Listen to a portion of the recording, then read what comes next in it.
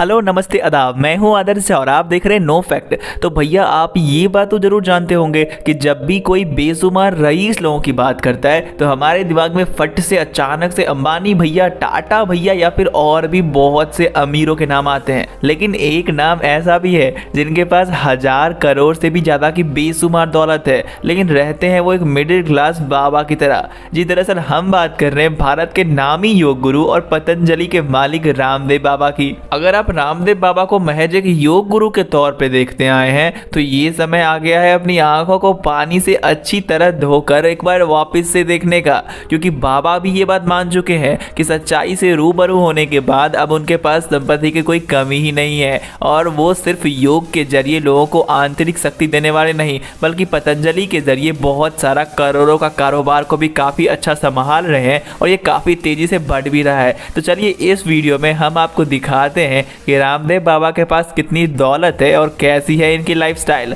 तो चलिए शुरू करते हैं। दोस्तों, बाबा रामदेव का जन्म 25 दिसंबर 1965 में हरियाणा के महिंद्रागढ़ डिस्ट्रिक्ट के सजादपुर विलेज में हुआ था, जहां उनके पिता रामनिवास यादव एक मामूली से किसान थे तो वही उनकी माता गुलाबो देवी एक हाउसवाइफ थी। और बाबा रामदेव का असली नाम है रामकृष्ण यादव और वो हरियाणा के सरकारी स्कूल से अपनी पढ़ाई पूरी कर चुके थे। और जब उनकी पढ़ाई पूरी हो गई तब वो अपना चले गए हरिद्वार के गुरुकुल कांगड़ी यूनिवर्सिटी में, जहां उन्होंने एडमिशन लेकर के वहां पे वेद ग्रंथ और योग की पढ़ाई शुरू कर दी। और उस बारे में काफी ज्ञान चिंतन करने के बाद बाबा रामदेव ने संन्यास ले लिया। और वो कहते हैं ना कि संन्यास लेने के बाद बाबा पहुंच गए कलवा यूनिवर्सिटी, मेरा मतलब है कलवा गुरुकुल, जहां लोगों को शिक्षा देने लगे। और फिर साल 1995 में उन्होंने दिव्य योग मंदिर ट्रस्ट की शुरुआत की, जिसके बाद उनका योग आस्था चैनल पर रोज सुबह के 5 बजे आने लगा, जिसे देख करके देश विदेश के लोग घर बैठे योग करने लगे।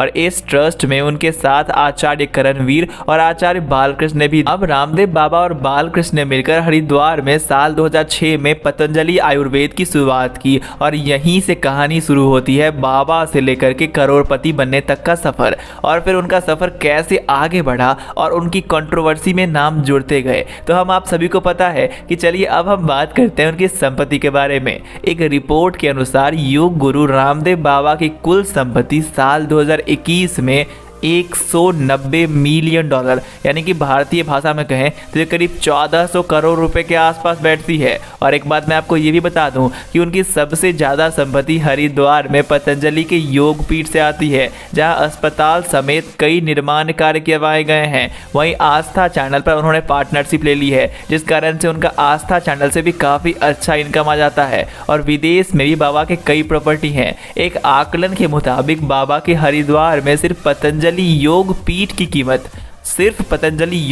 कीमत करीब 1000 करोड़ रुपए बताया जा रहा है। इस योग पीठ में 300 लोगों के लिए मल्टी स्पेशलिटी हॉस्पिटल बनाया गया है, जबकि एक योग रिसर्च सेंटर, एक यूनिवर्सिटी, एक आयुर्वेदिक फार्मेसी, एक फूड पार्क, कॉस्मेटिक बनाने का कारखाना भी इस योग पीठ में शामिल है।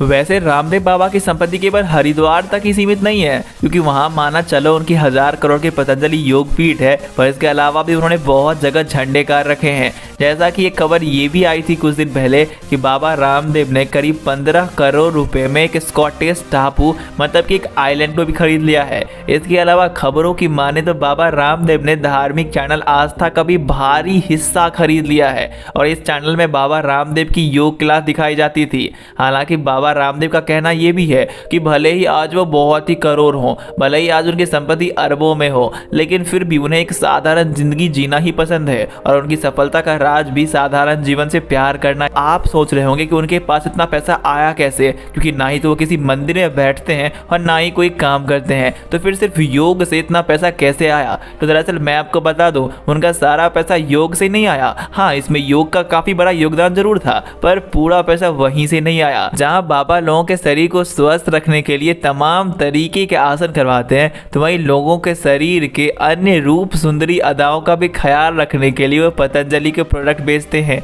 जहां वो त्वचा का काफी सही ख्याल रखने के लिए सामान बनाते हैं। और इनके सभी प्रोडक्ट के जरिए बिजनेस में अपनी अच्छी खासी पकड़ जमा चुके हैं।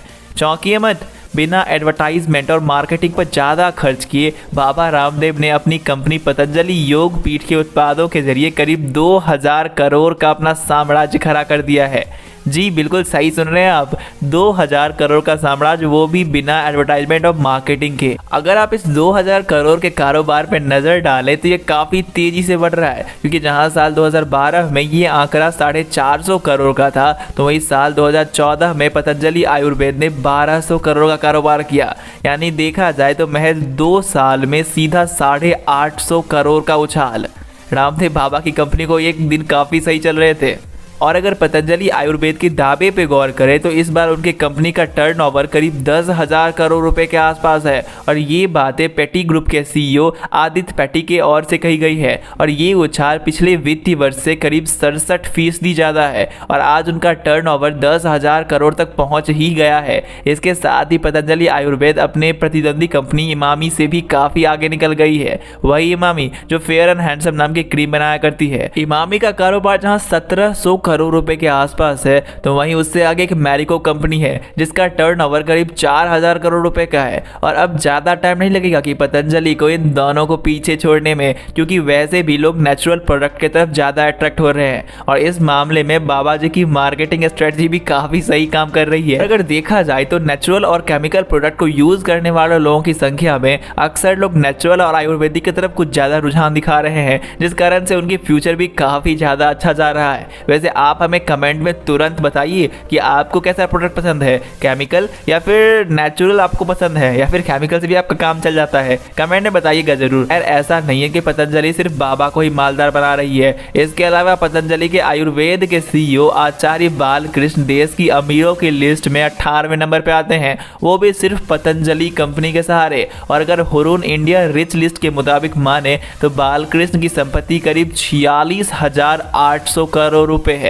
जी बिल्कुल सही सुना आपने। और पतंजलि के यही तो मेन सारा काम संभालते हैं। और इस लिस्ट के मुताबिक वो आते हैं 18वें नंबर पर, जहां आचार्य बालकृष्ण को पतंजलि आयुर्वेद की रणनीति तैयार करने, हर्बल प्रोडक्ट की सेगमेंट को खास तौर पर संभालने के लिए जाना जाता है। जहां आचार्य बालकृष्ण को पतंजलि आयुर्वेद की रणनीति तैयार करने और हर्बल प्रोडक्ट की सेगमेंट को खास तौर पर संभालने के लिए जाना जाता है। पतंजलि आयुर्वेद के वास्तुकरण में बाबा रामदेव के बाद इन्हीं का नाम दूसरे नंबर पे आता है। वैसे मैं आपको एक बात बता दूं कि बाबा रामदेव और आचार्य बालकृष्ण ने साल 2006 में पतंजलि आयुर्वेद की स्थापना की थी। और अगर एक रिपोर्ट के मुताबिक आचार्य बालकृष्ण के पास पतंजलि आयुर्वेद का 94% हिस्सेदारी है। इसके अलावा वो पतंजलि समूह की ओर से पतंजलि यूनिवर्सिटी के कुलपति भी हैं। अब जरा एक मजेदार बात सुनिए। अपने शुरुआती दिनों में गुरुकुल से शिक्षा लेने वाले बालकृष्ण भट्ट थे और मौजूदा दौर में शायद वो पहले शख्स हैं जिन्होंने गुरुकुल से पढ़ाई खत्म की और अब वो एक यूनिवर्सिटी के कुलपति हैं। और अगर आपको पता नहीं कुलपति होता क्या है, तो वो यूनिवर्सिटी का सबसे उच्च स्थान होता है।